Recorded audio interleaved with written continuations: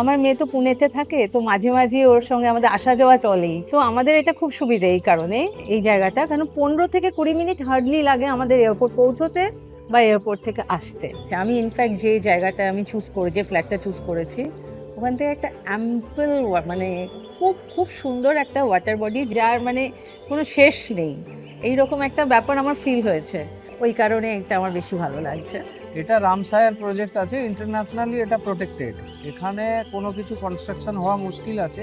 আরও একটা ব্যাপার হচ্ছে যে, যেটা আমি দেখলাম ওখানে ব্রোচারে, IGBC pre certified gold gold project. Project. আমি যখন প্রথম এই সফট লঞ্চের পরে যে এটাকে বলে ডিজাইনটা আমার রুমে, তো আমার বাস্তু কমপ্লায়েন্ট আছে, ঠিক আছে, ওটা একটা আমি প্রথমেই দেখে নিয়েছি।